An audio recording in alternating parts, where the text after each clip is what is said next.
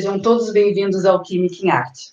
Hoje temos a presença ilustre da professora doutora Jussiele Weber, uma das mulheres cientistas que colaboram para mudar o terrível cenário da desigualdade de gênero e uma das mulheres cientistas que se preocupa com a educação e com a qualidade de alimentos, no que tange à segurança alimentar e nutricional. A professora Jussiele possui graduação em farmácia bioquímica com opção em tecnologia dos alimentos pela Universidade Federal de Santa Maria e especialização em saúde pública.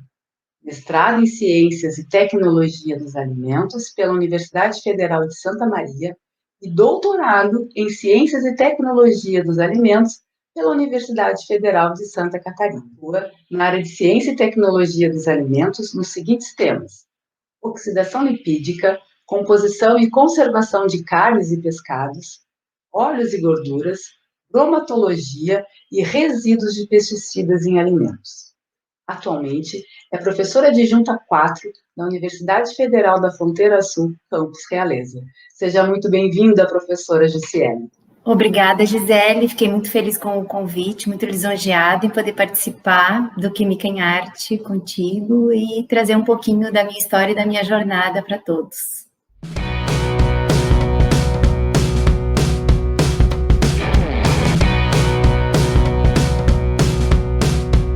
Obrigada, professora Jussiele, por aceitar o nosso convite e contar um pouco da tua trajetória, da tua história de vida na ciência, na área de alimentos, que é uma das professoras aqui do Campus Realeza, que luta bastante, né, em relação à qualidade alimentar das pessoas, da sociedade, assim como um todo. Muito obrigada. Professora Jussiele, tu foi uma das primeiras professoras aqui do Campus Realeza a tomar, né, a vacina, o Coronavac, né, contra o Covid-19.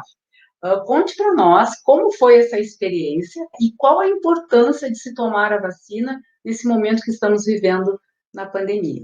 Sim, eu fui uma das primeiras professoras do campus que recebeu a vacina, recebi a Coronavac, né? E para nós que estamos no laboratório, a gente ser vacinado foi bem importante, porque nos trouxe um pouquinho de alívio e uma possibilidade de trabalhar um pouquinho mais leve, né? Porque a gente trabalha com diagnóstico laboratorial, então a gente trabalha com amostras biológicas provavelmente contaminadas.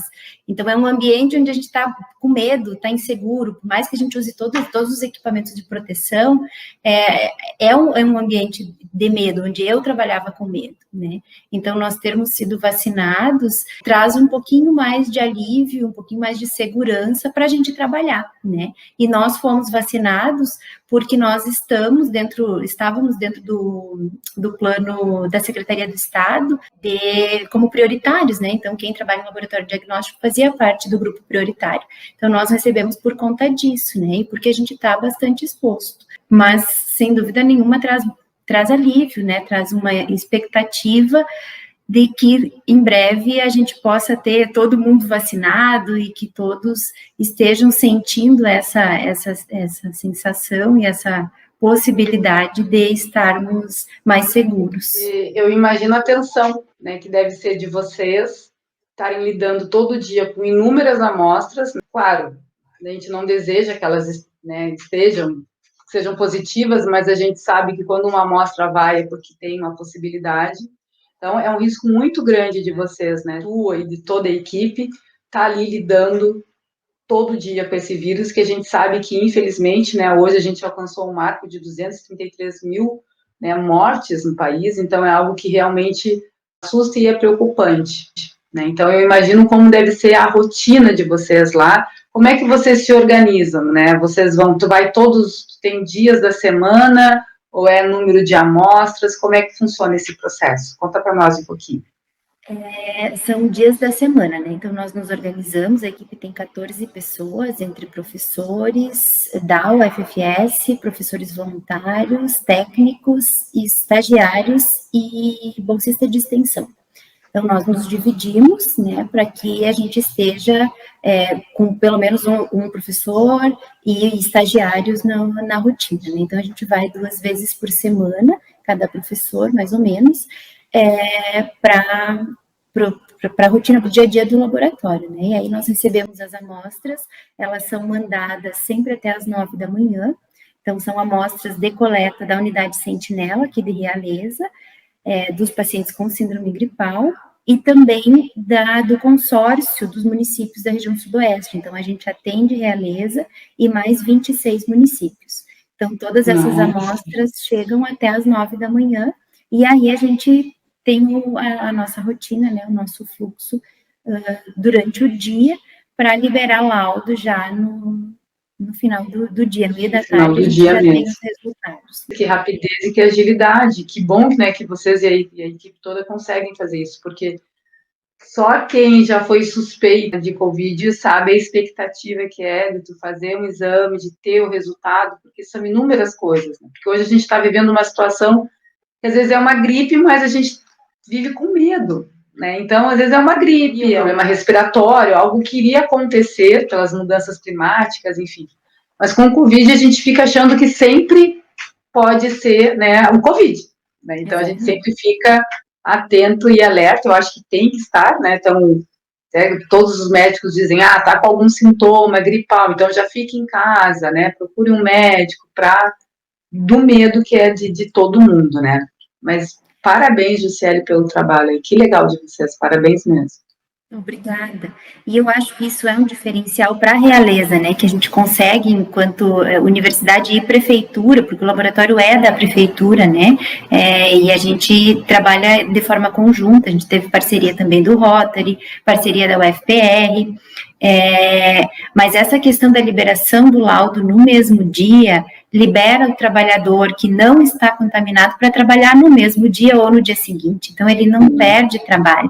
E, ao mesmo tempo, quem está contaminado vai ficar em casa no resguardo como deve. Mas quem não precisa aguardar 7 dias, 5 dias para um resultado sem necessidade, porque se ele não estava contaminado, ele só ficou aguardando, né? Então, a gente consegue dar esse fluxo para as amostras, esse fluxo diário. Então, isso a gente imagina que tenha contribuído bastante para o município, né? Então, a gente está bem contente com o trabalho. Com certeza, com certeza. Tu mencionou que o laboratório é da prefeitura, mas o local que está sendo feito as análises é aqui na Universidade Federal da Fronteira Sul, Campus Realeza, no laboratório do Hospital Veterinário. Então, quando tu fala a questão do laboratório ser da prefeitura, os equipamentos, os reagentes que estão sendo doados pela prefeitura, como é que funciona esse processo? Foi um acordo que foi firmado entre a prefeitura e a universidade, né? Então, teve contrapartidas de ambos os órgãos, né?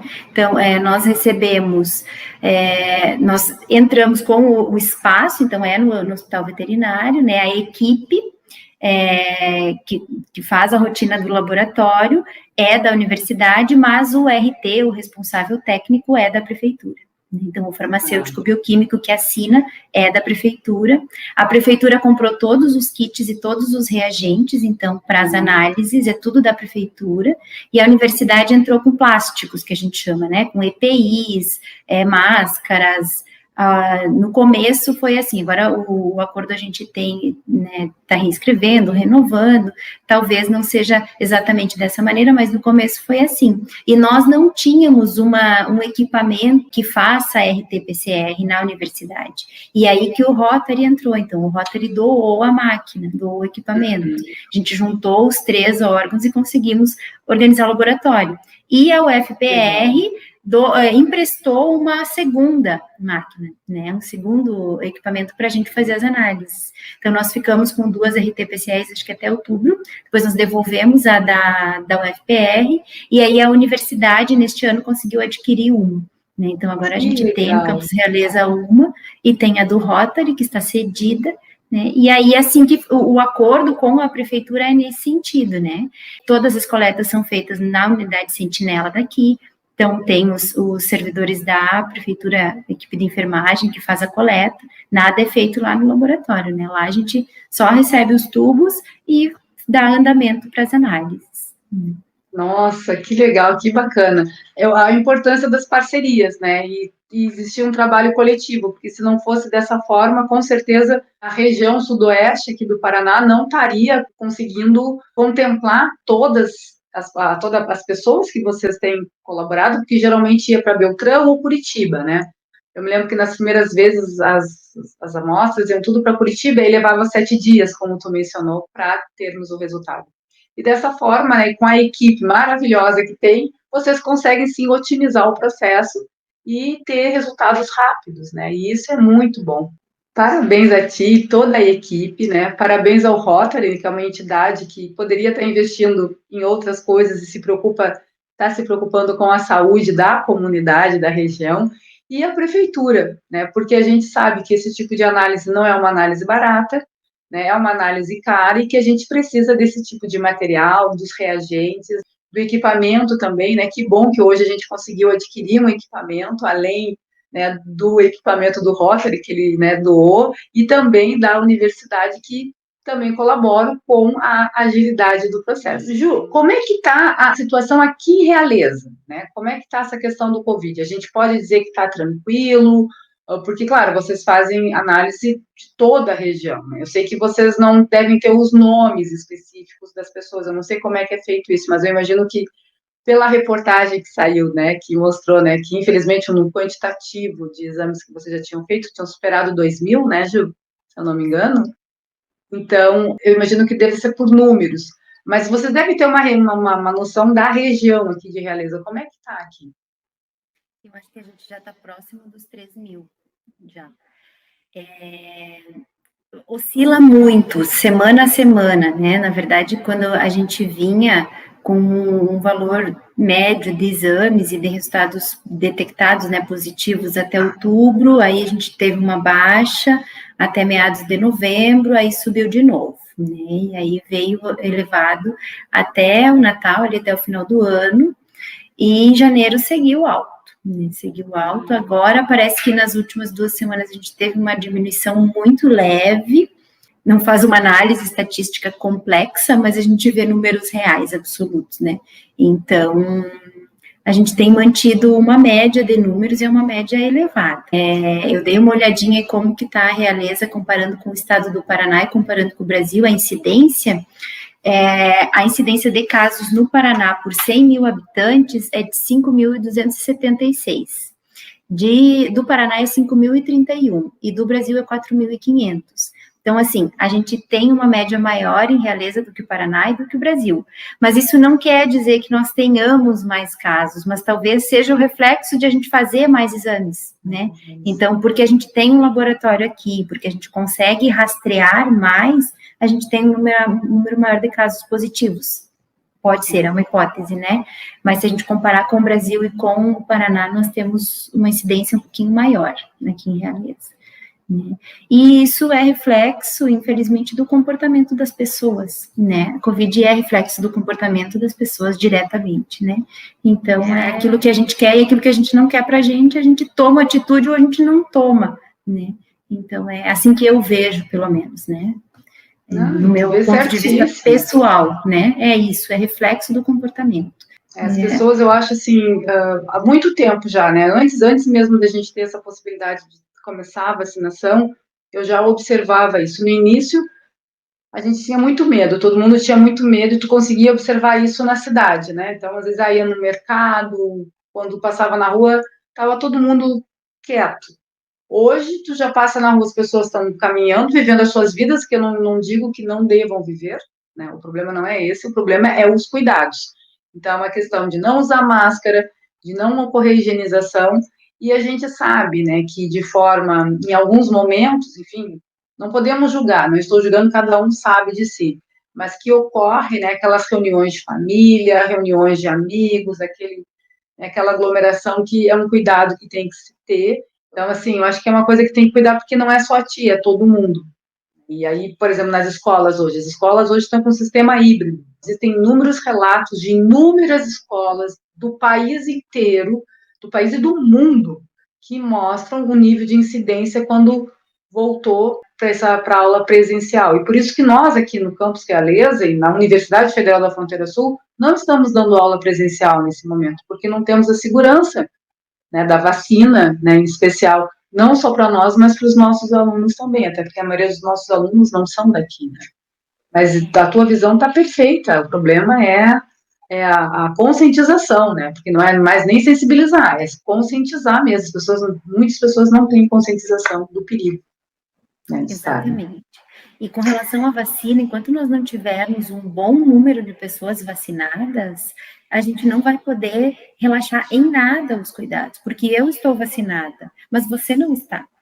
Então, por enquanto, segue tudo na mesma, mesmo com vacina, os cuidados precisam ser os mesmos, até a gente ter um percentual bem grande de pessoas vacinadas. A partir daí, a gente pode começar a repensar, mas até Sim. então, e nós vamos alguns meses ainda, até termos um percentual elevado de pessoas vacinadas.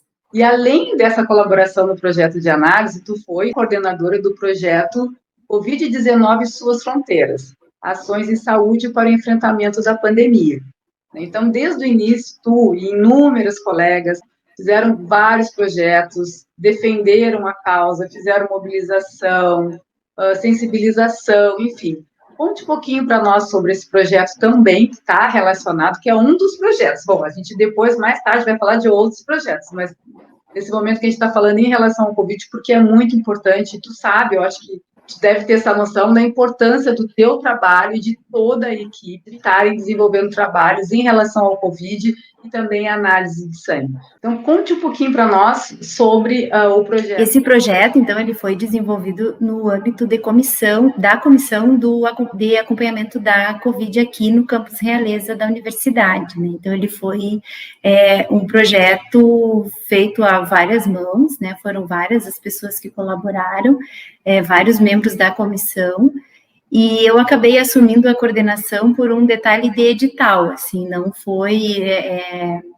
não fui eu a coordenadora ou eu que puxei a frente do trabalho, ele foi realmente um trabalho coletivo que foi elaborado por muitas pessoas, né? Então foi um trabalho que a gente se envolveu buscando conscientização. Então foi bem no começo da pandemia, né, que ele foi elaborado, ali fim de março, começo de abril. E a gente tentou ver onde que nós poderíamos, enquanto universidade, colaborar e o que poderia ser feito, e aí fizemos diversas ações, né? A gente auxiliou, tínhamos bolsistas, os bolsistas auxiliaram em barreiras sanitárias, os bolsistas auxiliaram elaborando um aplicativo, auxiliaram elaborando material orientativo, fichas para as equipes de trabalho, construíram, buscaram cartinhas de incentivo para os trabalhadores da saúde, diversas ações foram feitas, no começo buscando conscientização mesmo, né? Então a gente participou também de troca de alimentos por máscaras, que foi uma ação em parceria com o Rotary, mais uma vez, por exemplo, né? Então, diversas foram as ações, e foram ações que nós vimos que eram necessárias no começo, onde a conscientização era muito importante, né? Onde as pessoas precisavam entender do que se tratava. Nós ainda não tínhamos, à época, o vírus circulando aqui em Realeza, nós queríamos evitar que ele chegasse, disseminasse, ou postergar, a gente imaginava que não ia ter como evitar, mas postergar. Então, a gente fez tudo o que foi possível de ações para que nós lográssemos êxito minimamente nessas ações preventivas e educativas, né? Então, o trabalho ele terminou em 31 de julho, foi um trabalho bem bacana de ser desenvolvido, né? Para mim, pessoalmente, foi numa época que eu vinha de um período, assim, procurando propósito, procurando motivação, procurando algo que me envolvesse para além do que eu já fazia, e aí surge a pandemia, e aí eu vi uma possibilidade de ajudar, né? Uma possibilidade de praticar solidariedade, caridade, se é que se pode dizer isso, mas de não ficar sentada olhando a coisa acontecer, né? A gente estava numa pandemia e eu precisava me envolver, eu não podia ficar só olhando, né? Então resolvemos colocar as mãos na massa por conta disso, né, e o trabalho ficou bem bonito. Foi um trabalho de uma equipe bem grande, envolveu várias pessoas, e foi bem legal. Eu imagino que a gente tenha podido esclarecer as pessoas como usar máscara, por exemplo, como lavar a mão, como higienizar alimentos, vários assuntos relacionados ao novo coronavírus e à Covid, que foram abordados. Com certeza, Ju. A gente passou por um momento que a gente queria fazer algo e fazer a diferença, e porque somos educadores, né? Então é natural isso. Então essa tua inquietude, né? Eu acho que foi, para não vou dizer todos, mas a grande maioria de professores, de técnicos aqui, de colegas aqui do campus, todo mundo começou a pensar no que cada um poderia fazer. E é claro, pela questão da afinidade, pela questão dos interesses, pela questão do conhecimento, aí começaram a se dividir alguns grupos nesse sentido de poder estar colaborando mais, né, com aquela ideia, enfim.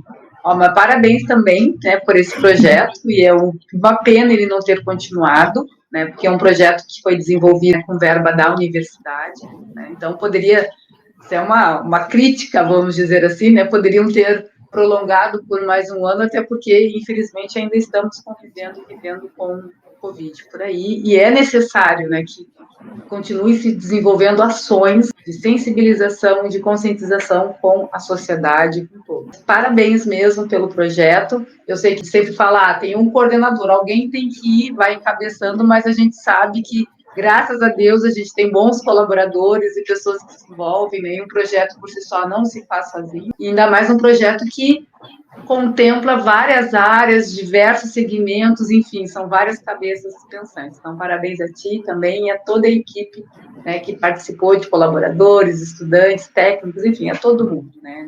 A universidade está de parabéns por ter pessoas tão boas, né, que se dedicam para isso. Eu acho que isso é importante. A universidade tem que começar a pensar, né, e valorizar. E tu sempre, né, na tua formação, na tua trajetória acadêmica, tu sempre esteve voltada para a saúde, né? Os teus trabalhos, os teus projetos, teus artigos, enfim, tudo é voltado para a saúde. Conte para nós um pouquinho o que te motivou, o que fez, né, tu escolher farmácia bioquímica, né? Porque a tua formação na graduação inicial é farmácia bioquímica, com especialização na área de alimentos, e depois, eu imagino, que tu tenha te apaixonado totalmente e tu te especializou na área de ciência de alimentos.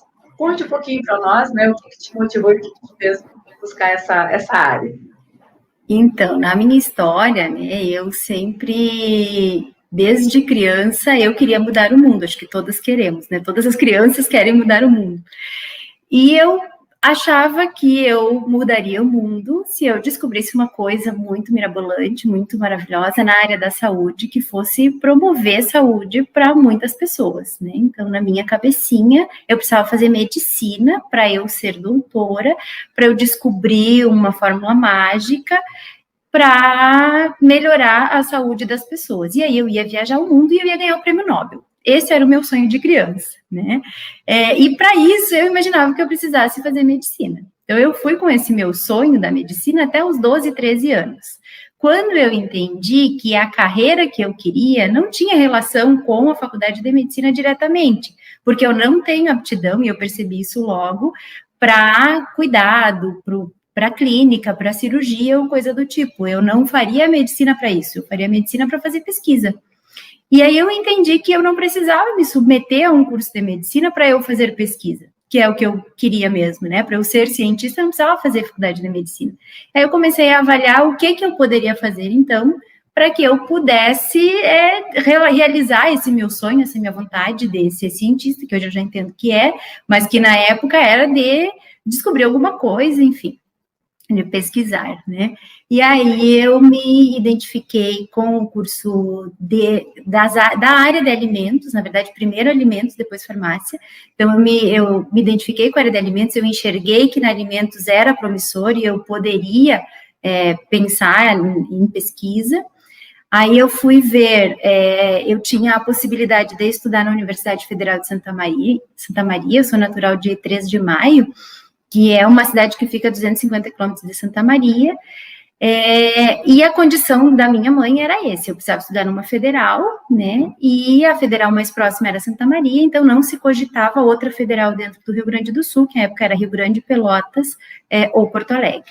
Então, dentro dos cursos da Federal de Santa Maria, não tinha nutrição, eu não lembro se tinha engenharia de alimentos ou não, eu sei que engenharia eu não faria, porque eu tinha medo das matérias das exatas, né, Hoje eu já penso diferente, eu tenho bastante afinidade, mas na época eu tinha muita insegurança, achava que não ia dar conta, e aí apareceu o curso de farmácia. Eu digo, bom, então eu vou fazer farmácia, porque vai me dar uma profissão. Na época também, lá final dos anos 90, início dos anos 2000, se discutiu a atuação do farmacêutico de forma integral na farmácia. Então, para abrir farmácia tinha que ter o farmacêutico em tempo integral, ou pelo menos 12 horas em algumas condições, enfim. Então, eu também pensei, digo, não, então eu vou ter emprego, não vai ser difícil para eu arrumar emprego depois que eu me formar, e eu vou conseguir fazer alguma coisa na área de alimentos depois. E aí eu fiz a faculdade e eu entrei de primeira, fiz o vestibular, né, fiz o programa de ensino, de ingresso ao ensino superior, então é um programa que a UFSM tinha na época,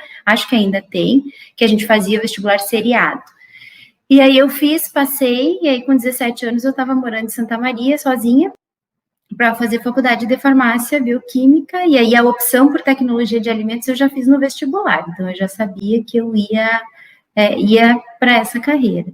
E aí foi embora, né? Aí eu realmente me encontrei, eu adoro a farmácia, apesar de eu não ter me voltado para a área de medicamentos ou de bioquímica, né, de eu ter me voltado para a área de alimentos, eu gosto bastante do curso de farmácia, eu gosto bastante de conhecer e de saber sobre medicamentos, então me realiza.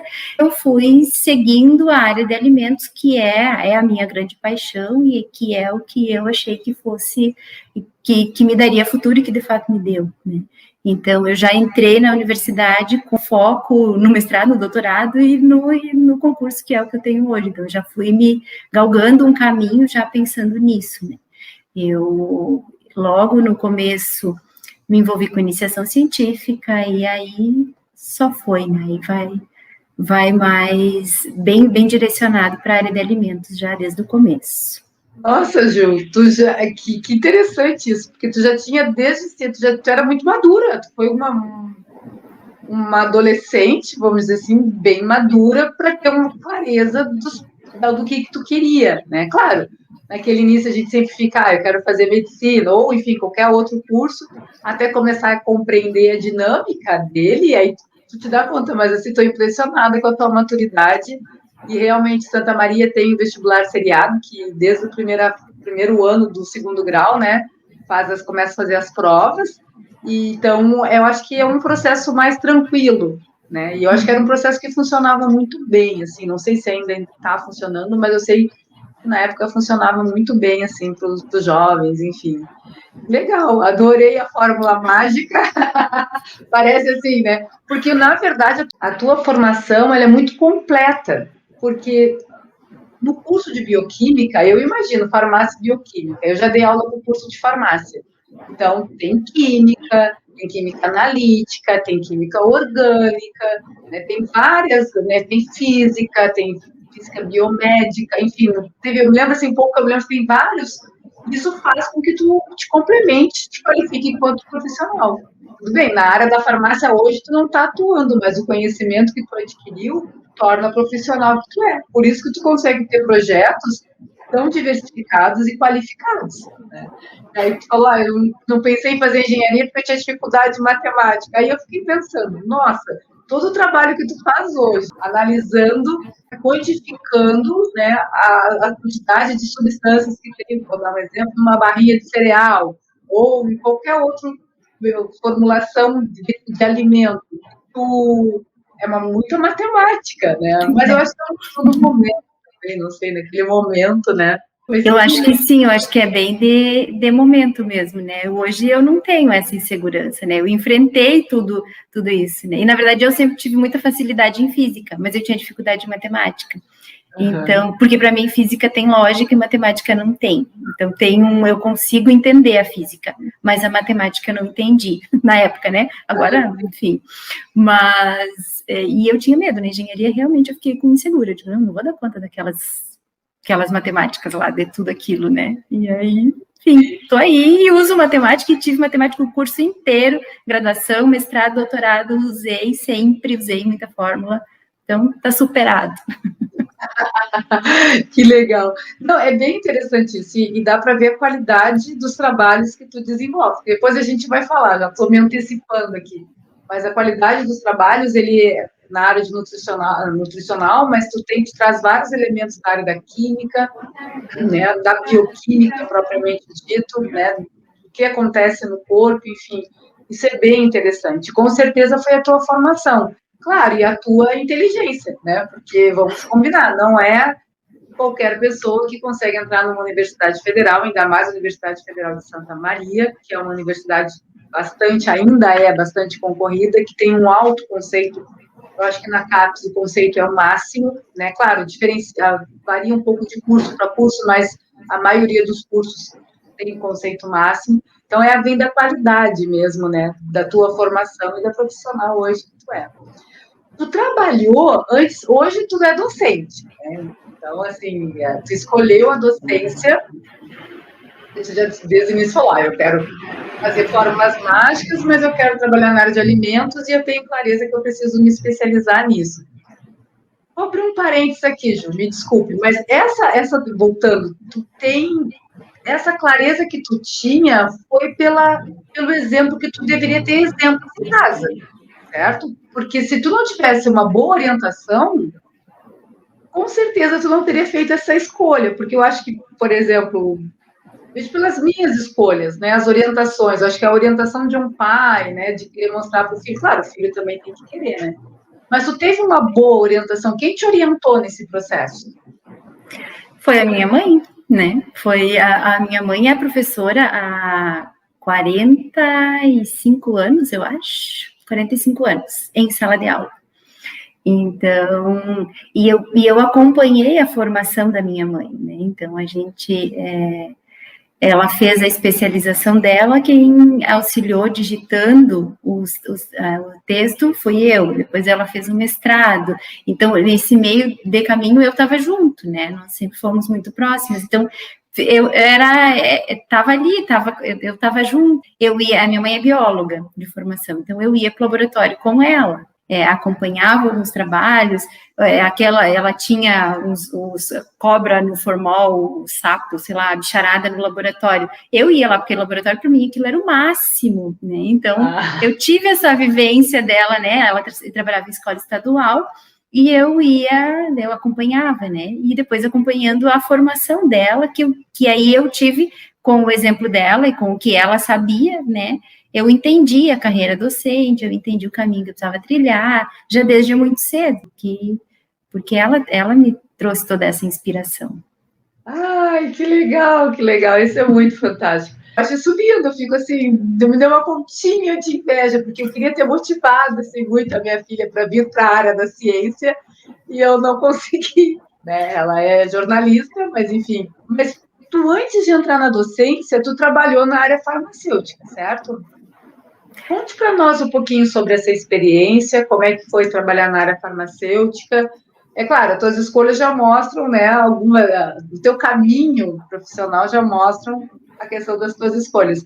Mas como é que foi esse momento, né, de estar trabalhando na área da farmácia propriamente dita? Eu trabalhei em 2 momentos da minha vida em farmácia, né, em balcão de farmácia. Trabalhei logo que eu me formei numa sexta-feira, na segunda-feira eu comecei a trabalhar, já tinha o trabalho né, encaminhado, organizado, comecei a trabalhar numa farmácia comercial, uma farmácia de bairro, e trabalhei 6 meses nessa farmácia.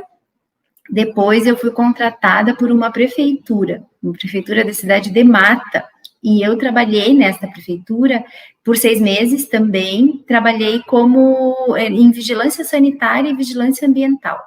Então, eu fazia as inspeções dos estabelecimentos, né, por 6 meses eu tinha um contrato nessa prefeitura. E isso foi concomitante ao meu mestrado. Então, eu tive essa experiência de 6 meses em balcão de farmácia e depois mais 6 meses em prefeitura, e aí eu já comecei a dar aula. E aí dei aula, comecei numa instituição privada, enquanto eu fazia mestrado. E depois que eu terminei o mestrado, antes de começar o doutorado, eu trabalhei por mais 1 ano em farmácia comercial. também uma farmácia de bairro, né? A profissão do farmacêutico possibilita que a gente trabalhe 20 horas, 40 horas, então eu trabalhava 20 horas e dava aula na instituição privada, né? Entre o mestrado e o doutorado. Então foram 2 momentos que eu trabalhei com medicamentos em balcão de farmácia, que é bastante recompensador, então é muito bacana a troca, ou a gente poder exercer aquilo que a gente sabe mesmo, né, não ser só um vendedor de farmácia, mas poder orientar, poder recomendar como tomar, cuidados e tal, fazer uma escuta, eu acho isso muito bacana. No balcão da farmácia me proporcionava isso, né? Então acho isso bem interessante. E foram essas as experiências que eu tive, assim, para além da docência, né? Foi esse 1 ano e meio em farmácia e a vigilância sanitária na cidade de Mata. Ai, que legal.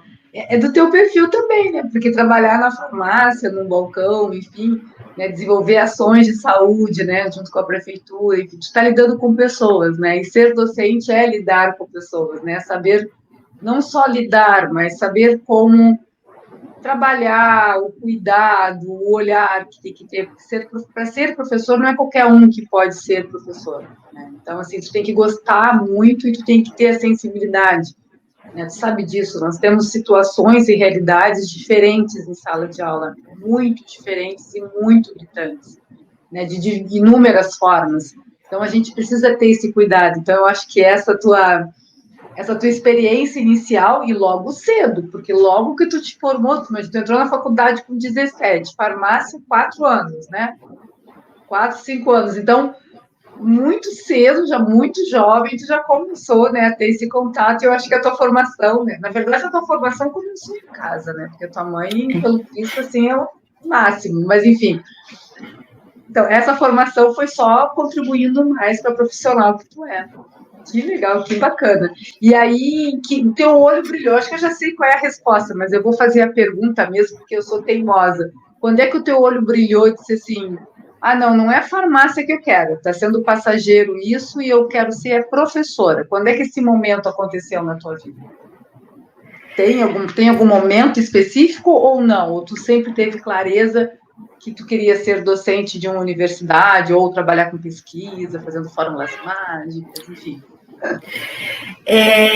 Eu queria trabalhar com pesquisa e fazer fórmulas mágicas, mas eu entendia que para isso eu precisaria passar num concurso de uma instituição de pesquisa para estar desvinculada da docência, tipo Embrapa, sei lá. Eu precisaria me vincular a algum tipo de... E isso para mim era muito longe e muito difícil. Então, eu nunca enxerguei a pesquisa desvinculada da docência. Então, eu pensei, não, para eu conseguir fazer um, eu vou ter que fazer o outro. Mas eu achava que vou ter que fazer. Hoje é um prazer e uma paixão a docência, né? Mas eu entendia uma coisa colada na outra. Então, eu precisava me qualificar para um e me qualificar para o outro, né? Sempre eu iria a pesquisa e a docência juntas. Porque eu não conseguia imaginar, eu não conseguia... Não era, para mim, não era de acesso fácil a ideia de um laboratório de pesquisa onde eu pudesse passar num concurso e trabalhar, porque também passar no concurso era o motivador, né? Também pensava sempre nisso, na estabilidade. E aí, acho que foi assim, foi acontecendo, e acho que foi durante a graduação mesmo, que eu enxerguei que não, eu vou seguir isso, e aí foi por aí, eu acho, na graduação. Que legal. E tu teve bons vezes, porque assim, a tua área bem técnica, né? Farmácia e bioquímica. Teve aquele professor, carrega ainda contigo um professor ou uma professora, né? Que fazia teu olho dizer assim, porque tu já estava bem madura no que tu queria, né? Se tu olhasse, tivesse como exemplo, né? Ah, eu quero quando eu chegar lá, é aquela coisa que a gente pensa internamente, todo mundo pensa, né, internamente. Quando eu chegar lá, eu quero ser como essa pessoa. Teve algum professor ou professora que te marcou nessa trajetória? Teve, sim. Teve uma professora, a doutora Tatiana Emanuele, né, que foi uma professora e que eu realmente trago ela até hoje, né, assim, muitas vezes me peguei pensando, tá, como é que a Tatiana reagiria, será, sabe? Como é que... porque realmente foi marcante, assim, foi uma... ela foi um grande exemplo positivo, né? A gente tem outros exemplos que marcaram também, mas daí é aquilo que a gente não quer, né? Mas ela foi um exemplo positivo, né? Então, é uma profissional extremamente inteligente e dinâmica, e eu via nela, o que mais me chamava atenção nela era a inteligência, a quantidade de áreas que ela dominava, de coisas que eu nunca conversei com ela sem ela já ter lido um pouquinho sobre aquele assunto que eu estava falando. Então, era uma pessoa extremamente inteligente e publicava muito, trabalhava muito, foi minha orientadora de mestrado. Então, realmente um exemplo bem marcante e que vem comigo, né? A Tatiana Emanuele foi muito importante para mim, a professora Tatiana. Então, Ju, para além dos projetos que a gente já mencionou, né, que tu desenvolveu o ano passado e esse ano, né, em relação ao Covid, tu também desenvolve outros projetos de pesquisa e extensão. Tu orientou mais de 50 alunos e alunas, né? Trabalho de iniciação científica, TCC, mestrado, especialização, enfim. Tu tem inúmeras orientações, inúmeros artigos publicados. Fale sobre alguns desses projetos, eu sei que não tem como falar de todos, mas assim, fale de alguns deles, né? Como que é essa experiência desenvolvendo projetos na área de alimentos, voltados para a saúde, enfim. Fala sobre eles um pouquinho para nós. Os projetos, então, a gente acaba desenvolvendo nas mais diversas áreas, né? Eu, aqui na UFFS, eu sou a única professora da área de Ciência e Tecnologia de Alimentos, então eu acabo sendo procurada por estudantes com interesses bastante diversos, né? E eu tento filtrar, moldar um pouquinho de acordo com os meus interesses, mas eu normalmente não corto a ideia do aluno, né? Eu tento trabalhar com a ideia que ele vem. Então, acaba tendo trabalhos em áreas muito diversas, né?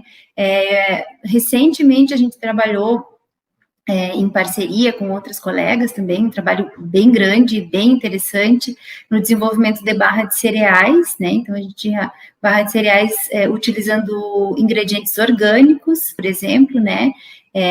Então, nós conseguimos desenvolver uma barra só utilizando ingredientes orgânicos, que fosse atrativa, que fosse saborosa, e a gente fez uma variação dessa barra, então, no trabalho de mestrado de uma aluna, que ela utilizou ingredientes que tornassem a barra interessante para mulheres que estão no climatério, né, que estão passando pela fase de transição hormonal, né, fase em que acontece a pausa da menstruação, né, a menopausa, então foram utilizados fontes de fitoestrogênios na barrinha de cereal, então a barra ficou atrativa, a barra foi bem aceita pelo grupo que foi pesquisado, né, pelo grupo de mulheres no climatério, elas relataram ter melhora nos sintomas.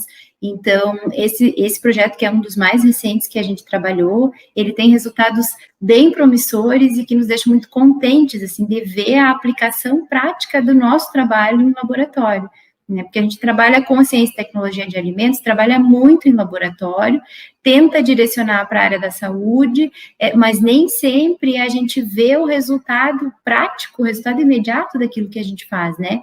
E esse trabalho nos trouxe esse retorno, né? Então, foi um trabalho muito gratificante, muito interessante. Um outro tipo de trabalho que eu estou desenvolvendo, e agora cada vez mais, eu estou trabalhando com rotulagem nutricional dos alimentos, né? Então, a gente trabalha com alimentos empacotados, né? Com alimentos que tenham um rótulo, e aí fizemos análises diversas da rotulagem dos alimentos, das escolhas das pessoas pelos alimentos rotulados, por que consome um, por que consome outro. Estamos desenvolvendo alguns projetos agora, começando a trabalhar com rotulagem de alimentos para alimentos voltados ao público vegano, vegetariano, né? Então, é um trabalho que a gente está começando agora, um aluno de TCC, mas que eu acho que vai dar pano para manga, então vai ter material para a gente seguir, fazer bastante coisa.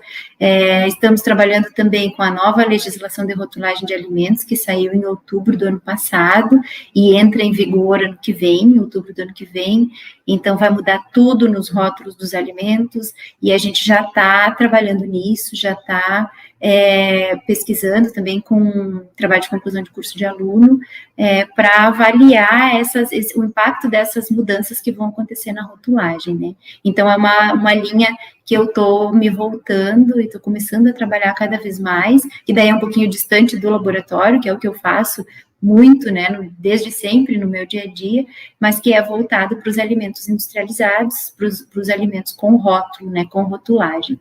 Então, é o que tem feito o meu olho brilhar, né, na área de alimentos recentemente. Durante muito tempo, Ju, tu trabalhou com a questão do... Eu me lembro, assim, logo que eu te conheci aqui na universidade, não sei se foi uma palestra, se foi um projeto, uma conversa que a gente estava trocando, era o tempo de prateleira, né, dos alimentos. Então, assim, isso é uma coisa que me chama muito a atenção e eu nunca tinha prestado atenção, confere, nunca tinha tido esse olhar. Cara, a gente entendo assim um pouco da questão de alimentos, mas nunca fui tão atenta após ouvir né, a tua fala, as tuas sugestões, enfim. Porque o tempo de prateleira, por exemplo, faz toda a diferença e como ele é armazenado, aquele alimento. Eu falo isso, estou te perguntando isso por quê? Porque estou pensando aqui na cidade, né, na nossa cidade aqui de Realeza. Então, a gente sabe que, infelizmente, tem alguns mercados, por exemplo, que desligam o freezer à noite, porque a gente sabe que ele tem um termostato, que leva não sei quanto tempo e que refrigera durante tanto tempo. Mas isso em relação à qualidade do alimento, à produção fúngica que pode ser formado ali, que é algo microscópico, né? Não sei se eu estou falando bobagem, me corrige, Ju. Mas é algo preocupante, né? Então, eu acho que...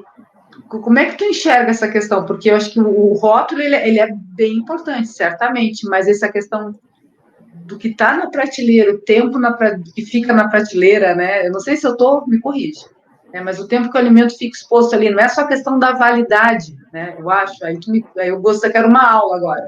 Eu me aproveito, que eu ganho várias aulas primeiro do que todo mundo.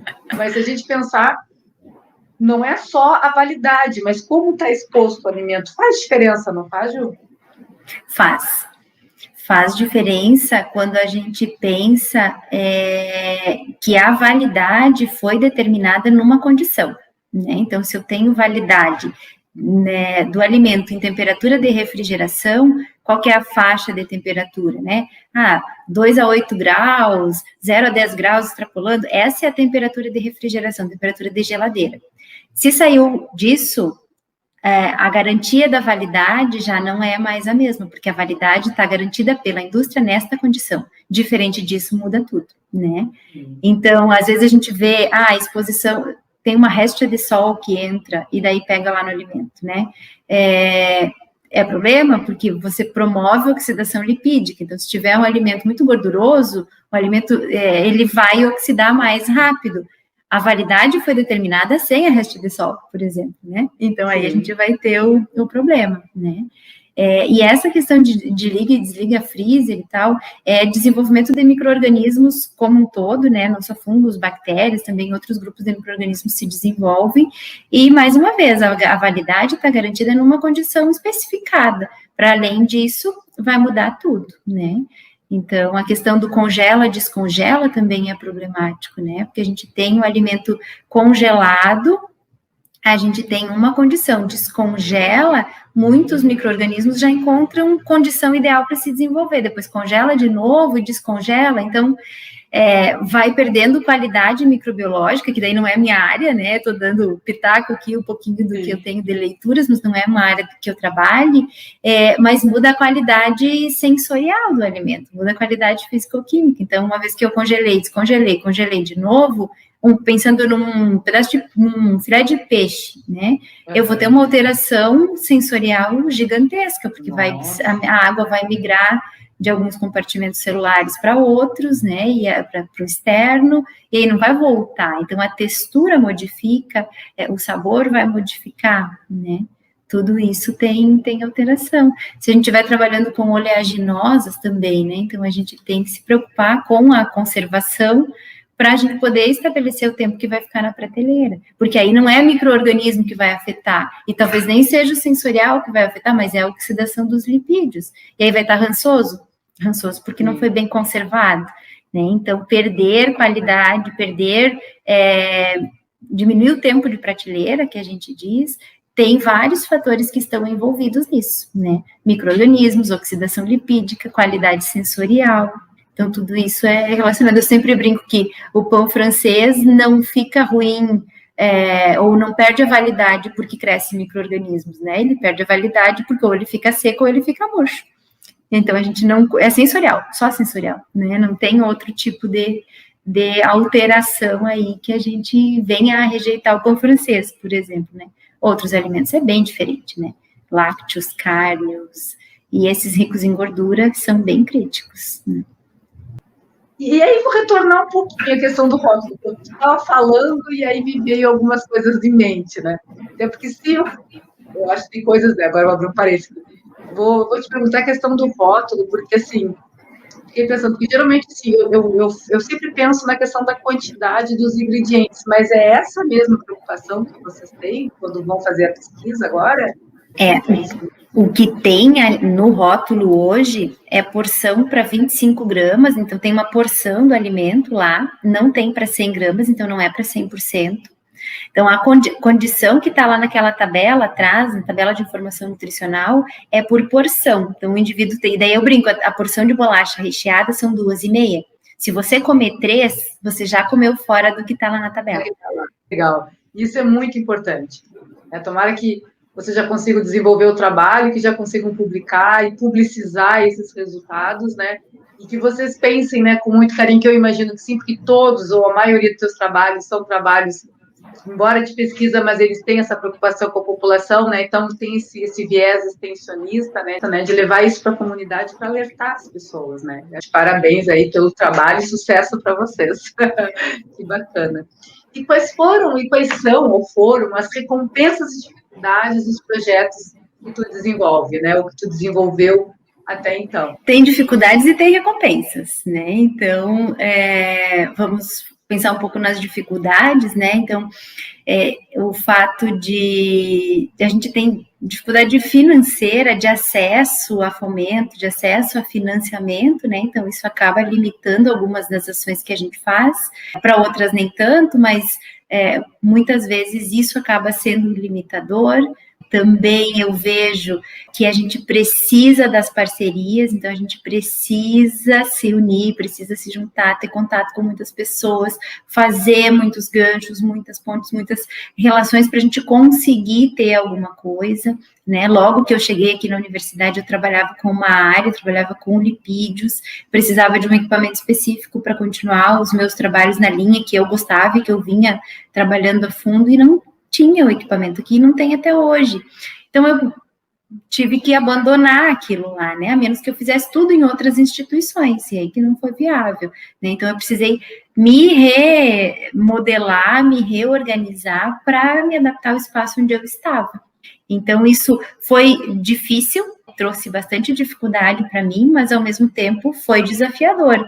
Então, a gente conseguir fazendo minimamente alguma coisa de pesquisa, né, e continuar fazendo trabalhos e continuar andando com a pesquisa, se readaptando à realidade que a gente tinha na época, né, então isso foi, e é até hoje, né, então essa adaptação vai acontecendo, né, o tempo todo a gente vai se remodelando de acordo com aquilo que aparece. E como ponto positivo, eu acho que todos os trabalhos, tudo aquilo que a gente conquista, por mínimo que seja, é positivo, sempre é uma vitória, sempre é comemorado, né? Mas eu vejo como mais positivo de tudo é o aprendizado do aluno, sabe? Eu não pensava assim, hoje eu pensava que o mais positivo de tudo era o artigo publicado, né? Porque eu queria uma fórmula mágica. Então, eu achava que a minha maneira de trazer uma contribuição para o mundo, uma maneira de deixar um legado, de fazer uma história, de participar para além daquilo que é a minha obrigação e daquilo que é a minha... que eu preciso fazer porque eu ocupo uma vaga, né? Eu sou uma professora, se não estou eu aqui, tem outro. Então, isso é a minha obrigação, isso eu preciso fazer.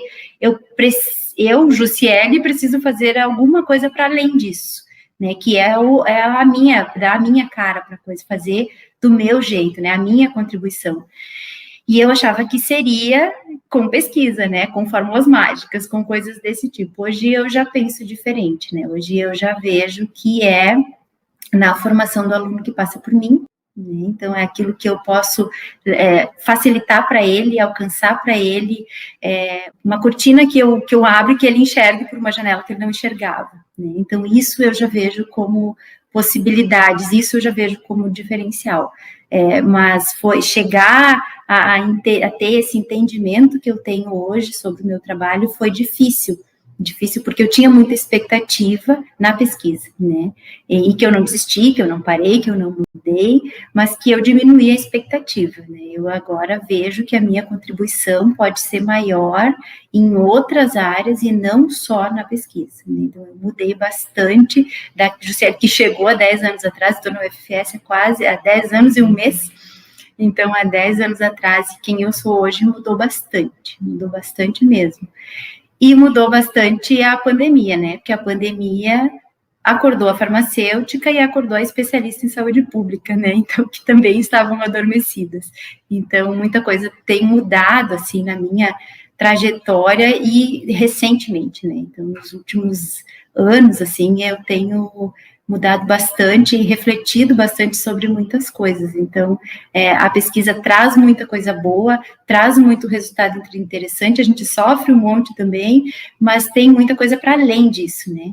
Que pode ser feita e que a gente só precisa enxergar e se abrir para as possibilidades. Porque eu acho que é uma questão da maturidade, né? A gente entra na universidade e a gente vem com essa coisa de tem que publicar, e aí muitas vezes a gente acaba até provocando, não porque a gente deseja isso, mas meio que um terrorismo em nós mesmos, né, na produção do artigo, do capítulo, do livro, e nos nossos alunos. E às vezes a gente não se dá conta disso. Uma frase assim, foi fantástica, né? A aprendizagem do aluno. Hoje é mais importante a aprendizagem do aluno. E assim, não só a aprendizagem, né? Lindo que você falou, abrir uma janela, uma cortina, mas quando a gente proporciona isso para os nossos alunos, eles voam, não tem coisa melhor na vida. Para ti é bastante. Já tem tem alunos de iniciação de mestrado, né? De especialização, então consegue enxergar isso de forma mais tranquila, né? E parabéns pelos 10 anos, falou 10 anos e um mês. Então, eu acho que o início de ano para ti foi cheio de comemorações, então. Porque 10 anos de universidade, né? Aniversário de casamento, aniversário de namoro. Conta para mim um pouquinho como é que é. Vamos abrir um parênteses aqui da entrevista, vamos aproveitar. Né? Conta um pouquinho para nós. Tu está há 10 anos na universidade. Nossa, tu é super jovem. Tu te formou cedo, começou a trabalhar cedo. Conta para nós vamos abrir um parênteses aqui da tua vida, porque quando tu te formou, conheceu teu marido na faculdade ou depois? Como é que foi? Tá curiosa, na fofoqueirinha aqui. Eu conheci o meu marido no último semestre da faculdade. Eu tinha 21 anos. Foi no baile da formatura dele. E aí nós começamos a namorar ali, foi início de 2004. Fevereiro de 2004. Então, a gente fez 17 anos agora, esse mês, né, que nós estamos juntos. E começamos a namorar nessa época, né, e a gente cresceu junto, porque nós éramos crianças, né, com 21 anos, ele é um pouquinho mais velho. E a gente cresceu junto, né. Aí eu fiz tudo que eu fiz, ele estava comigo, né? Depois fiz mestrado, doutorado. Na época que eu fiz doutorado, a gente morou longe. Nós casamos em 2008, em fevereiro de 2008. Então fazem 13 anos agora. E nós casamos e eu fui para Florianópolis fazer doutorado. Casamos em fevereiro, eu fui para Florianópolis em março. Foi muito difícil. A gente passou os 4 primeiros anos de casado longe, né? Eu estava em Florianópolis. Na verdade, o primeiro ano eu ia e voltava, porque eu só estava fazendo créditos, e eu ainda dava aula, então eu ia e voltava. Depois, no segundo ano, eu mudei para Florianópolis, daí eu recebi bolsa de doutorado, larguei o meu trabalho, e aí ele mudou-se para São Luís Gonzaga, onde ele começou a trabalhar, que é uma cidade lá, quase fronteira com o Uruguai. Então, dava 17 horas de Florianópolis. Foi um período bem difícil, mas foi um período de crescimento nosso, assim, a gente passou por isso, passa por qualquer coisa, sabe? Então foi aquele período complicado. Aí, em 2011, eu vim para cá, eu ainda fazia doutorado quando eu comecei aqui na universidade. E aí vim o primeiro ano só eu, ele ficou trabalhando lá em São Luís Gonzaga, e depois o segundo ano ele veio, e aí se mudou para cá, né, e se estabeleceu aqui em Realeza, e aí a gente, de 2012 para cá, moramos juntos o tempo todo, mas o nosso começo de casamento foi longe, foi à distância, nós tínhamos 2 casas. Então, foi uma fase difícil, uma fase que ia fazer doutorado, então também não é uma fase por si, já não é, o doutorado não é um período fácil, né? Então, foi bem complicado, assim, emocionalmente, para a gente se manter estável nessa época. Mas, no meio de tudo, ainda passei no concurso aqui na universidade, passei no concurso no Instituto Federal, acho que eu não mencionei que eu fui servidora do Instituto Federal de Santa Catarina por 3 meses, e aí... eu passei nos 2 concursos muito pertinho, assim, o da universidade e o do instituto. E aí eu fui chamada primeiro no do instituto. E aí morei em Urupema, no campus Urupema do instituto. E aí depois eu larguei lá, exonerei lá do instituto, a carreira era diferente, eu precisava exonerar, para assumir aqui na universidade. E daí estamos aí. E o Márcio é um parceirão, assim, parceiro de vida. Eu desejo que todas as pessoas encontrem um amor verdadeiro e um parceiro, assim, que para conseguir levar a vida em paz, né? Porque a gente ter um companheiro que tem a mesma estrutura da gente, a mesma vibe, como eu digo, dá muita paz e muita tranquilidade. Né? Então é muito legal, a gente se dá super bem. E é uma história de vida, eu já tenho quase metade da minha vida do lado dele. É bem legal. Ai, que lindo, que legal. Isso, imagina, logo no início, né, do casamento, que a gente está naquela coisa, né, de querer estar junto. Mas isso mostra a importância e o que é a qualidade do amor, que com certeza foi se construindo ao longo do tempo na vida, né, na relação de vocês. E realmente não é tão fácil, embora ele também seja da área da ciência, ele é dentista, né, então ele é algo que ele sabe que toma tempo, que precisa estudar, né? Ele tem as suas especialidades também, enfim. Então, que bom que tu teve nessa tua caminhada, né? Um homem do teu lado, um maridão, né? Um Márcio que é um companheiro que entendeu isso, né? Porque com certeza não é nada fácil. E que bom que agora vocês estão juntos, né? E bem felizes. Eu acho fantástico. Eu já vi algumas fotos de vocês, de algumas publicações. Vocês fazem várias coisas juntos, né? Então, assim, isso eu já acho muito bacana numa relação. Claro, a gente sabe que dependendo do casal, às vezes tem filhos, e aí é mais um pouco difícil a estrutura. Mas vocês fazem várias coisas juntos. E uma das coisas que vocês fazem juntos, que eu acho que, não sei se é na hora do lazer, ou se é na hora de, vamos sair da rotina um pouco, que é correr. Né? E vocês participam de campeonatos também, né? Fala um pouquinho sobre isso, como é que é? Ele te acompanha ou tu que acompanha? Quem acompanha quem? Como é que funciona isso?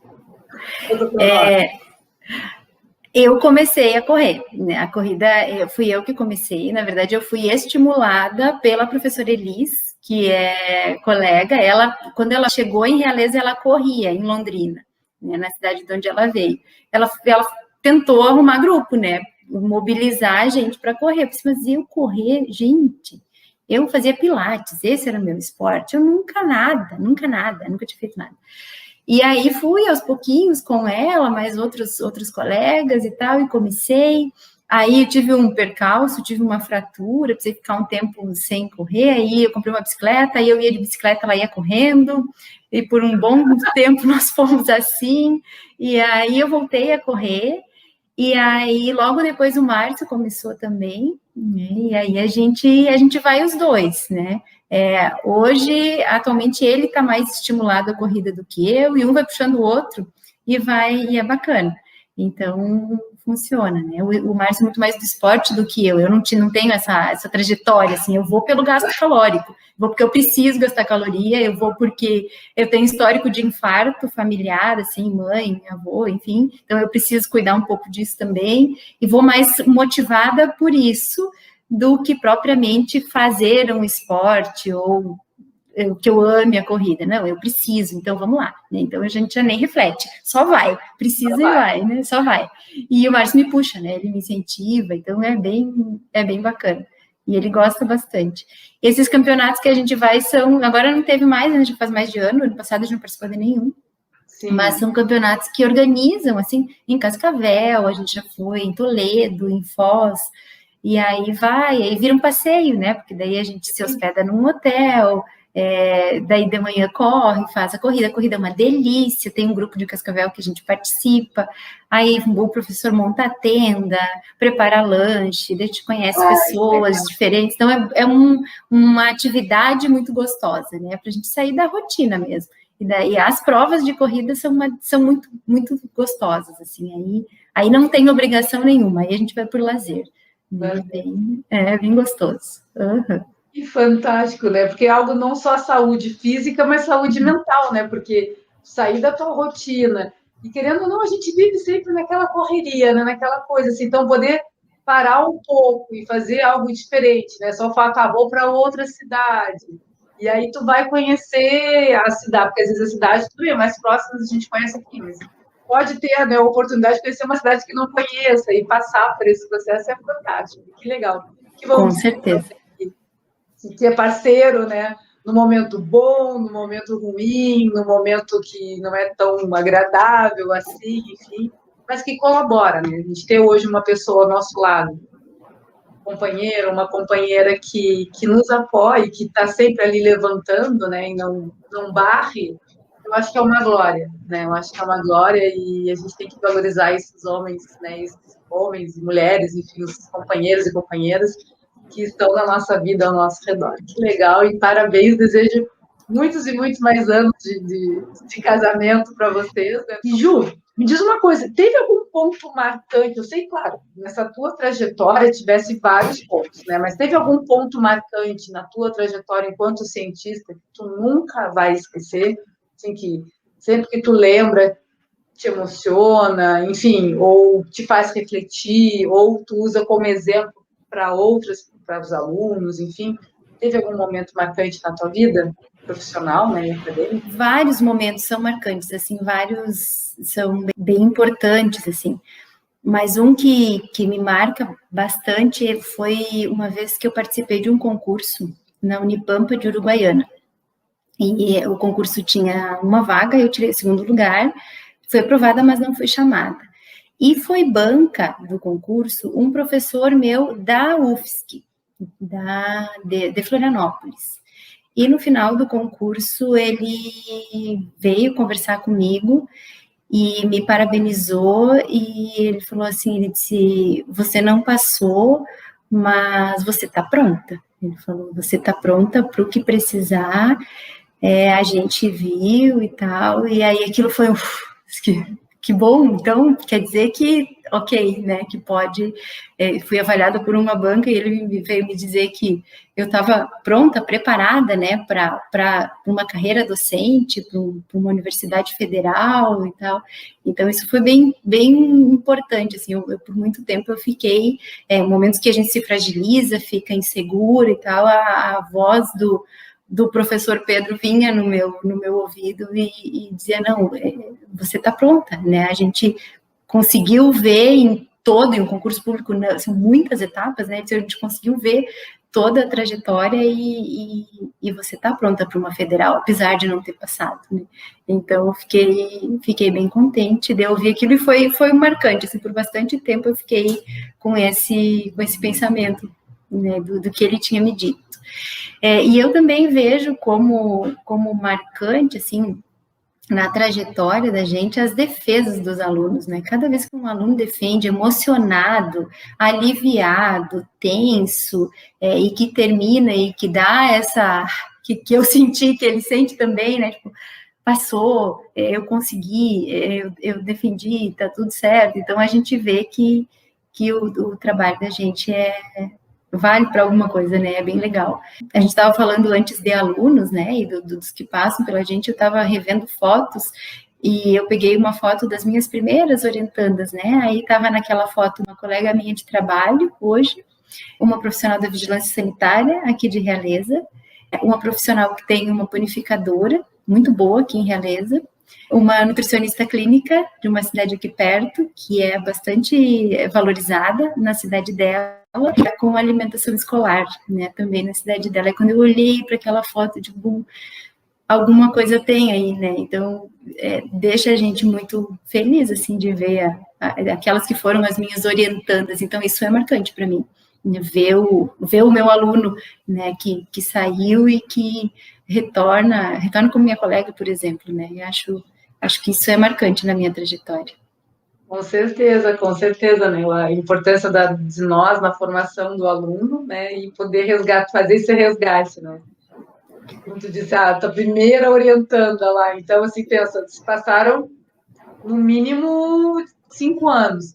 Então, aonde ela está agora, né? Ela já está trabalhando, e aí tu começa a ver aonde eles estão, fazer essa reflexão, eu acho que é fantástico. E, Ju, na tua trajetória enquanto farmacêutica, né? Docente, cientista, tu sofreu algum preconceito por ser mulher? Eu acho que não diretamente, né? Eu tenho recordação de um componente que eu fiz no mestrado, que eu fui avisada pelas colegas, eu fui fazer uma cadeira na agronomia, né? O meu mestrado era em ciência e tecnologia de alimentos, e eu fui fazer uma cadeira na pós-graduação de agronomia. E eu fui avisada pelas colegas que já tinham feito, ou enfim, que o professor, que para que eu fosse bem na matéria, eu precisaria ir muito bem. E aí eu digo, mas por quê? Porque só vão bem na matéria, aquele CCR com aquele professor, os homens. Para as mulheres irem bem, elas precisam ser fenomenais, senão ele não valoriza. E assim foi o aviso que eu recebi, né? Então, foi muito indireto. E aí, o CCR aconteceu e eu não percebi, né? Mas também não fiquei querendo ser muito boa, né? Eu fui lá, fiz o que eu precisava fazer, fui aprovada e pronto, né? Mas imagino que orientandas dele devessem sofrer com isso. Mas foi muito indireto, então eu nunca senti, assim, diretamente preconceito, ou foi velado e eu não percebi, né? Que às vezes é comum a gente não se dar conta que está passando por alguma coisa, porque está ali no meio, e, enfim, não percebi. A única vez que foi declarado, que fui avisada, vai preparada, porque aquele professor é assim, foi nesse caso, mas eu até nem senti tanto, né? Então, não, preconceito por ser mulher, acho que não senti. De acordo com o Conselho Regional, né, eu sempre dou uma pesquisada nas áreas, né? Então, assim, existe um equilíbrio muito grande e uma crescência muito grande. O número de mulheres na área de farmácia, pensando na área de farmácia, basicamente, né? Que é a primeira área de formação. E depois, na área de tecnologia de alimentos, existe um equilíbrio entre homens e mulheres dentro até no mercado de trabalho. Então, eu acho que é muito louvável isso, porque não são todas as áreas que têm esse equilíbrio, e não são todas as áreas, por exemplo, muitas áreas existe uma competitividade muito grande. E eu já sofri preconceito de área. Já me disseram assim, eu cuido de vidas, você fica fazendo bolachinha. Isso eu já ouvi.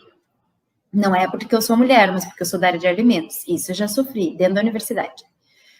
Gente, isso é um absurdo, né, José? Isso sim. Pensa bem, tu ouvir isso de um colega é triste. E o que mais me incomoda, pelo menos a minha maior decepção nesse meio acadêmico, eu nunca pensei que eu fosse entrar numa universidade federal e fosse ver algumas coisas que são assustadoras, como escutar isso de um colega, tu faz bolachinha, pelo amor de Deus, se o trabalho que tu desenvolve na universidade não tem importância, então só um pouquinho. Não é importante se fazer análise, caracterização físico-química, caracterização bromatológicas, enfim, são todas as caracterizações que a área de vocês não é da minha área especificamente, mas, enfim, tem coisas que, se não é importante para alimento que eu como, o que é importante? Fazer uma análise sensorial não é importante? Pelo amor de Deus, onde é que essa pessoa vive? Provavelmente deve ter sido um homem que falou, mas eu não vou falar caracterizar, porque às vezes o preconceito vem da mulher também. Não vou dizer que não, porque a gente sabe que esse preconceito, né? Algumas mulheres sofrem preconceito grande pelas outras mulheres e não por homens, né? Não é sempre o homem. Mas eu imagino que deve ter sido para falar bolachinha, deve ter sido um homem, né? Ou uma pessoa que tem algum problema. E daí, assim, os dois laboratórios que a gente trabalha lá, que é o de técnica dietética e o de tecnologia de alimentos, eles chamam de cozinha, né? Eles e elas, daí mulher também. Tá lá na cozinha. Nossa! Não, é laboratório de produção de alimentos, sabe? Então, esses preconceitos, sim, mas não assim diretamente, sabe? Então... Mas é um preconceito, né? Que é aqueles, como tu falou, é aquele preconceito que é velado, ou às vezes, claro, depende muito da nossa sensibilidade. Às vezes a gente está na correria, enfim, aí não soa bem, mas a gente deixa passar, mas depois faz uma reflexão e vê, pô, é descaracterizar e desqualificar o trabalho do colega. Então, assim, não existe nenhum trabalho, nenhuma profissão ou nenhuma pesquisa melhor do que a outra. Todas têm a sua importância e igual importância. Não é porque eu desenvolvo... vou dar um exemplo. Bolachinha. Não é porque eu desenvolvo bolachinha que eu vou ser menos importante do que aquele que desenvolve um medicamento, porque a bolachinha, se ela não for bem desenvolvida, isso é importante deixar claro para a pessoa que pensou ou que pensa dessa forma, se ela não é bem desenvolvida, que tu come, que a gente se alimenta, que os nossos filhos se alimentam, pode causar alguns danos, né? E bem graves, por sinal. Né? Então, enfim, gente, é um absurdo, é bizarro, e a gente precisa se mobilizar, sim, em relação a isso, em relação a essas bobagens, né, que é ignorância, porque isso é ignorância, né, vamos combinar, nem sei se é ignorância, eu já acho que, desculpa, me perdão. Às vezes é meio maldade, parece. É maldade, é burrice. Deixou de ser ignorância não ter conhecimento, né, e outra coisa é ignorância, é burrice mesmo por si. Gente, pelo amor de Deus, quanta ignorância, né, a importância de uma nutricionista, a importância das especificidades que a nutrição, os caminhos diferentes que podem ser dados para cada profissional.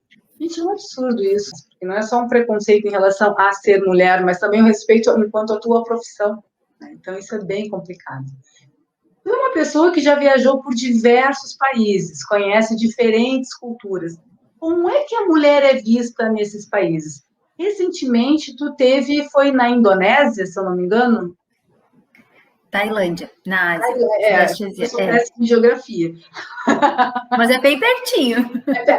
Sabia. Então, recentemente, tu esteve na Tailândia. E lá, a mulher, ela é vista, né, ou, vamos dizer assim, não sei se a palavra certa seria vista, mas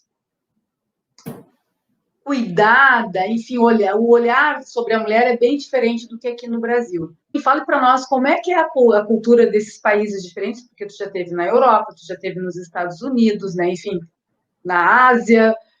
Eu sou péssima em geografia, mas enfim, tu esteve em vários países. Como é que a mulher é vista nesses países? Teve algum país que tu foi que te chamou muito a atenção em relação ao tratamento? A mulher por ser mulher, né, ou por estar fazendo ciência, né, ou ser uma cientista. Fale um pouquinho para nós a respeito disso, por favor. Ok, Estados Unidos eu não fui, viu?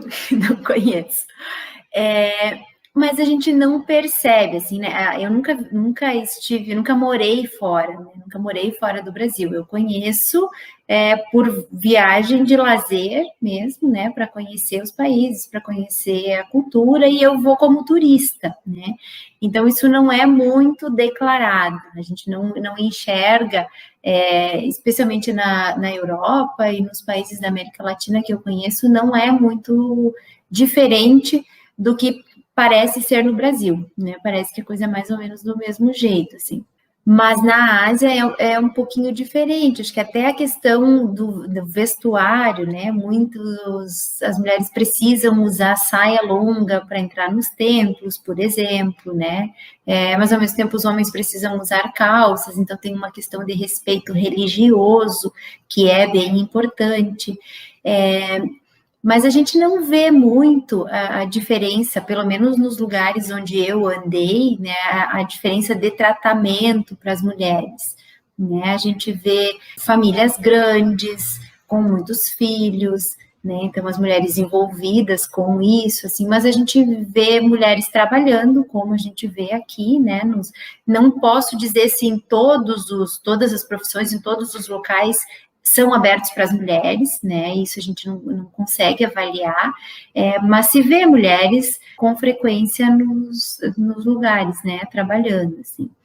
E uma experiência que eu tive que me fez refletir um pouco sobre essa diferença cultural de homens e mulheres foi num congresso que eu participei em Foz do Iguaçu, um congresso internacional de ciência e tecnologia de alimentos. Foi a primeira vez que ele aconteceu no Brasil, eu acho, desde que eu estou atuando na área, e eu fui a Foz do Iguaçu para participar, há alguns anos atrás. E eu estava lá na frente do meu pôster, estava apresentando um pôster, estava lá paradinha, e chegou um homem e começou a me fazer perguntas a respeito do meu trabalho. Mas ele olhava para o chão, ele não olhava para mim. E ele me perguntava em inglês, e aí eu tentava olhar para a boca dele para facilitar o meu entendimento, porque o meu inglês não é aquela coisa maravilhosa que eu tenho uma fluência perfeita. Eu olhava para ele para tentar facilitar o meu entendimento. E ele estava com a cabeça baixa, eu não enxergava o rosto dele, ele não me encarava, ele não me olhava. E ele me fez várias perguntas, ele era bem da área e tal, e nós começamos a conversar, e aquilo foi me incomodando, porque ele não me olhava, e ele me perguntava as coisas e tal, e tava, né, nós estávamos dialogando a respeito. Aí eu olhei para o crachá dele, ele era da Arábia Saudita. Aí eu entendi porque ele não estava me olhando nos olhos. Ele estava me respeitando enquanto mulher, provavelmente na cultura dele, na formação religiosa, aí eu já não sei dizer por que exatamente, mas não se olha a mulher nos olhos, né? E eu era verão, estava com uma roupa, muito menos roupa do que ele é provavelmente acostumado a ver as mulheres no país dele. Então eu entendi por que ele não estava me encarando, né? E foi a primeira vez e única que eu me deparei realmente com uma situação diferente, né? E não foi uma situação de desrespeito, foi uma situação de respeito. Então foi bem curioso, assim, eu sempre lembro dessa passagem nesse congresso internacional que eu estive. Que ótimo o teu relato, né? Porque a gente sabe que as diferenças culturais, né, trazem diferentes tratamentos, né, para homens, para mulheres, enfim. E os árabes, eles têm esse hábito, sim, eles são, a não ser aqueles árabes que já estão há muito tempo aqui no Brasil, né, então como esse professor, esse homem que estava falando contigo, ele estava no congresso, provavelmente ele veio só para o congresso, né, aqui quem vive no Brasil já se adaptou um pouco à nossa cultura, mas quem não eles não olham nos olhos e é esse tratamento mesmo, até parece assim, a gente fica até um pouco constrangida, assim, mas são situações, né, e são as questões culturais e que realmente a gente precisa aceitar e não só aceitar, mas respeitar. Mas eu me lembro, Ju, de uma foto que tu fez essa viagem com a professora Bárbara, se eu não me engano, e com a professora Márcia. E teve uma foto que vocês postaram, aí eu não me lembro, porque eu acompanho as três, né? Enfim, eu não me lembro agora quem postou. E aquela foto que as mulheres usam aqueles anéis no pescoço. Eu estou perguntando porque é uma curiosidade minha em especial, e acredito que de muitas outras pessoas, né, que já viram isso. Então, depois eu vou procurar essa foto, se tiver essa foto eu vou postar aqui para o pessoal acompanhar e ver o que representam esses anéis no pescoço. A mulher é obrigada a colocar ou é uma questão cultural? Como é que funciona? Eu fui para a Tailândia para ver aquilo ali, né? Eu queria ir naquela... É uma tribo, na verdade, é um vilarejo, um lugar onde elas moram, né? Tem em alguns lugares da Tailândia. Então, a gente visitou um vilarejo onde aquelas mulheres vivem, né? Esse vilarejo é muito pobre, muitíssimo, né? Parece que elas são incentivadas pelo governo para manter essa tradição. É uma tradição do povo, assim como eles põem aqueles alargadores de orelha, como tem gente que usa no nariz, ou usa... É tradição do povo utilizar aquilo e quanto mais, melhor, né? Mais vai ficando com o pescoço. Tem algumas que não funcionam, mas os ligamentos do pescoço não sustentam mais. Então, precisa ter aquele colar. E hoje em dia, né, isso talvez se não houvesse um incentivo, isso teria se perdido. Mas elas foram incentivadas e hoje o governo explora o turismo, né? Então explora elas para turismo. A gente paga uma entrada para ir nesse vilarejo, elas estão lá, e até uma observação que o Márcio fez, né? Ele disse, elas têm dente, as crianças não têm. Então, quer dizer, o governo cuida da imagem delas, né, para elas estarem bem para aparecer nas fotos para os turistas, para chamar cada vez mais turista, mas as criancinhas eram desdentadas, não tinham, e realmente não tinham dentes, né? Então elas são tecelãs, elas fazem tear, né, vendem o tear, vendem a arte delas, então o que elas fazem, né, de artesanato, e vivem lá nesse vilarejo, a gente paga uma entrada, visita o vilarejo todo e vê a condição dela, vê elas ali, fotografa e tal, mas é muito triste, assim, é uma coisa que, depois que a gente conhece, a gente fica refletindo a respeito, né, é uma coisa que eu sonhava, para mim, Tailândia era aquilo, né, eu queria ver aquelas mulheres, mas depois eu vi o que está por trás da vida delas, né, o que fez, por que elas estão ali, como elas estão. Então, é uma tradição do povo, e que não se perdeu por incentivo e não se perdeu porque dá lucro, né? Na verdade, me parece que é isso. As reportagens chamam elas de mulheres girafas, né? Uhum. Isso me chama muita atenção, só que eu não tinha ideia, essa informação não tinha, assim, que a prefeitura incentiva isso delas estarem sempre muito bem, porque elas estão com roupas bonitas, aquelas roupas delas são maravilhosas. Né? Tudo muito colorido, cheio de vida, né? Eu acho até que elas recebem aula de inglês, porque a gente viu o quadro negro escrito numa salinha lá com inglês, por conta do turismo, né? Que bom que a gente tem essa oportunidade de conhecer culturas diferentes, né? Comidas diferentes. Né? Vocês comeram várias coisas diferentes, né? Eu lembro de algumas fotos assim, bem interessantes. E é importante isso para nós, enquanto profissional, é bem legal. Eu compartilho dessa opinião. Eu acho que todo mundo tem que ir, né? Quem tem possibilidade e vontade, ir e conhecer, né? A gente sabia dessas mulheres do pescoço com as argolas, a gente sabia que a situação era próxima disso, mas a gente queria ir e ver com os próprios olhos, né? Tem lugares que as pessoas falam assim, não é tão legal, não, mas eu quero ver, então eu vou ter a minha opinião, tirar a minha conclusão a respeito, né? E é a mesma coisa com relação à comida, né? Então, a gente viaja para comer muitas vezes, né? Porque vai conhecer o mundo pela boca. Tu faz, de vez em quando tu posta comidas maravilhosas, assim, pratos maravilhosos, assim. Digo, que coisa, nem convida a gente, né? Podia convidar na pandemia, assim, fazer uma degustação, o que tu acha? Nos pratinhos, enfim. Mas é algo que é diferente, né? Ter essa apreciação. Hoje eu confesso, eu como de forma diferente, seja aqui ou seja em qualquer outro lugar. Assim, tem coisas que não tem como. Agora eu falei, me lembrei de algo que eu me lembrei e me reportei para o local, né? Então, o alimento tem isso, né? Essa questão do ato do prazer. O alimento é muito mais do que uma reação química e biológica, né? Está envolvido com o sensorial, com sentimentos mesmo, né? Então, tá relacionado com essas lembranças, com as memórias. A gente come desde que a gente começa a imaginar o que vai fazer para jantar, né? Então, a gente já está hoje pensando o que vai ser e tal. E eu gosto bastante, assim, quando a gente viaja, eu tento conhecer, eu sempre trago um ou outro.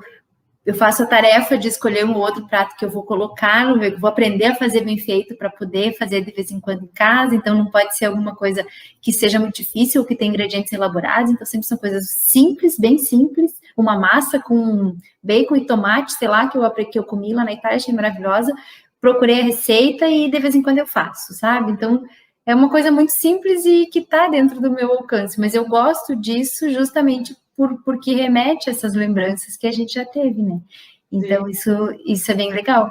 E a alimentação faz isso com a gente, né? Desperta emoções, desperta sensações que são únicas. Mas, para terminar esse bloco aqui, qual é o lugar mais lindo que tu foi, assim, que tu fecha teu olho e lembra? Tem algum lugar que tu diga, eu nunca mais vou esquecer, ou tu tem aquele mesmo sentimento que eu tenho, que todos os lugares são inesquecíveis e que a gente quer voltar? Todos são inesquecíveis e a gente quer voltar. Eu imaginei. E aí, mas tem, assim, uma cidade que eu acho incrível, que é Amsterdã, que eu acho que eu moraria sem nenhuma insegurança, eu acho. Mas também tem relação daí, que foi o primeiro país que eu conheci, tem toda uma história por trás, tá? Eu acho maravilhosa. As praias que a gente conheceu lá na Tailândia foram fenomenais. Eu não sou uma pessoa que gosta de praia, mas aquela fotografia está na minha mente, sabe? Daqueles lugares bonitos, eu verdinho. não conheço lá, mas eu tenho muita vontade de ir. Incrível, assim, mas é difícil, eu não consigo, porque a gente não consegue usar o mesmo critério, né? Então, você consegue comparar quando você usa o mesmo critério, e para cidades diferentes não tem como usar o mesmo critério, então não dá para escolher uma. É difícil. Aí eu faço, Ju, nos diga uma mulher cientista ou uma mulher que marcou a tua história de vida. Uma é difícil, né? Então, tem a minha orientadora de mestrado, e que foi parte da minha formação, né? A professora doutora Tatiana Emanuele. A gente já falou a respeito dela, né? Já falamos um pouco, que foi bastante marcante na minha trajetória, na minha formação, como um exemplo de profissional que eu gostaria de seguir, de profissional que eu acho que vale a pena a gente se espelhar, né? Uma pessoa muito inteligente, muito dedicada ao trabalho, com uma energia, com gás, com uma motivação invejáveis, assim. Então, para mim, foi um grande exemplo. Mas a minha mãe também é um grande exemplo, né? A minha mãe, ela como a gente já falou também, ela é bióloga, professora há 45 anos, né? Então, dentro da sala de aula há 45 anos, e eu cresci nesse mundo com ela. Cresci no meio de provas, no meio de laboratórios, especialização, mestrado, e aula, e aluno, e atenção, e correria, e compromisso. Então, essa foi a minha rotina desde sempre, né? É uma grande inspiração para mim. Então, a minha mãe me ensinou muito, né? Me colocou nesse meio, nesse mundo, direta ou indiretamente. Embora ela dissesse para mim que não queria que eu fosse professora, eu acabei caindo nesse meio, né? Não tive muita escolha. E ela é um grande exemplo, né? Um grande exemplo de profissional, de cientista, então, da ciência que ela faz. Ela dá aula no ensino superior, orienta muito TCC também, trabalha hoje com educação. E é um exemplo de mulher também, né? De mulher na ciência, né? A minha mãe, desde que eu tenho 3 anos, ela me criou sozinha, porque o meu pai faleceu. E aí nós fomos sempre só nós duas. Então, nós somos muito próximas, fomos muito próximas, sempre o nosso envolvimento extrapolou um pouco essa relação só de mãe e filha, e acabou que as profissões se misturaram, né? Eu hoje, muito do que eu sou na minha profissão, eu devo ao exemplo que eu tive dela e ao incentivo que eu tive dela, né? Então, muita coisa eu queria que fosse assim, eu estudei, eu batalhei, mas ela me incentivou, ela estava por trás, né? Muita coisa ela sugeriu e eu aceitei também sem brigar. Então, foi muito... a gente construiu a nossa história assim, né? Só nós duas. E isso é bastante, bastante relevante. E eu acho que eu tenho uma paixãozinha por alimentos, e por comida, e por cozinhar e tal, que vem da avó também. Não é uma mulher cientista, mas é uma baita mulher também, que serve de inspiração e que é uma grande paixão, a minha avó, para mim, né? E eu aprendi muito do que eu sei de cozinha mesmo, aí não de ciência e tecnologia de alimentos, mas de amor pelos alimentos com ela. Que legal. A professora Tatiane, como tu falou anteriormente, é o exemplo que te estimulou, né? Ou que tu faz como exemplo de professora, docente, desenvolve, por isso que tu desenvolve, né? Um belíssimo trabalho em sala de aula. Eu não canso de elogiar, os alunos te adoram, né? Eu tenho contato com várias alunas, né, da nutrição, e todas elas falam super bem, e acho que é importante a gente valorizar isso e falar isso. E agora, por fim, tu falou da tua avó, que me emociona um pouco, porque com certeza não deve ter sido fácil para tua mãe te criar. Tu acha que tu é filha única, né? Uhum. Então, desde os 3 anos de idade, eu fico imaginando tudo que passou e que não deve ter sido fácil. Perder um companheiro tão cedo, né? Não é tão fácil assim. Não é fácil para ninguém, para nenhuma mulher, né? Para ninguém. E, com certeza, eu acho que isso estimulou ela muito na carreira dela. Talvez foi o gás que ela teve, né? Para seguir a vida e se dedicou para os estudos, enfim, ela ganhou um prêmio, né? Eu digo recentemente porque para mim é algo muito recente isso. Eu me lembro dela ter ganhado um prêmio. Eu conheci ela aqui em Realeza. Ela conhecia também, que é uma fofa, linda, maravilhosa. Mas ela ganhou um prêmio. Fala sobre esse prêmio que ela ganhou para nós. Ela ganhou um prêmio do governo do estado. Foi uma premiação que alguns professores receberam lá no Rio Grande do Sul como destaque na docência e no ensino, acho que devido a essa trajetória dela, né, de tantos anos, assim, trabalhando em sala de aula, né, ela começou com 18 anos e só foi, né, nunca parou, eu acho que por conta disso, assim, então ela ficou bastante feliz e eu fiquei também super orgulhosa. Assim. Que na verdade, para o professor, que seja do ensino fundamental, do ensino médio ou da graduação. Na graduação, quando a gente está aqui na docência, aqui, né, no ensino superior, a gente tem alguns prêmios que a gente ganha que, claro, é sempre, né? A gente sempre fica lisonjeado com isso. Mas eu me lembro porque eu dei aula durante muito tempo no ensino fundamental e no ensino médio, conheço várias pessoas que continuam dando aula no ensino fundamental e no ensino médio. Ser premiado, contemplado, né, com esse prêmio, que é um reconhecimento do trabalho, lá no Rio Grande do Sul, então é como se fosse um prêmio Nobel, né? Então, assim, e é fantástico. Eu me lembro que quando ela ganhou, eu lembro que estava radiante, assim, tu falava, minha mãe ganhou um prêmio, assim, com o maior orgulho, e tem que ter orgulho mesmo, porque não é para qualquer uma professora ganhar um prêmio assim, mas não é só pelo prêmio, né, pela trajetória de vida, por tudo que ela passou, né, porque com certeza não foi fácil. Que bom que tu teve esse bom exemplo. Agora a gente entende um pouco o porquê das tuas decisões, que eu comecei a questionar lá no início, né? Mas, óbvio, não tem como tu não ter amadurecido cedo, no sentido de saber bem o que tu quer, porque a tua mãe realmente teve que fazer várias escolhas e teve que te orientar, né, da forma que ela te orientou, por isso que tu é a profissional que tu é, e ela deve estar super orgulhosa, ela deve ser super orgulhosa da filhota que tem, né, de ter alcançado.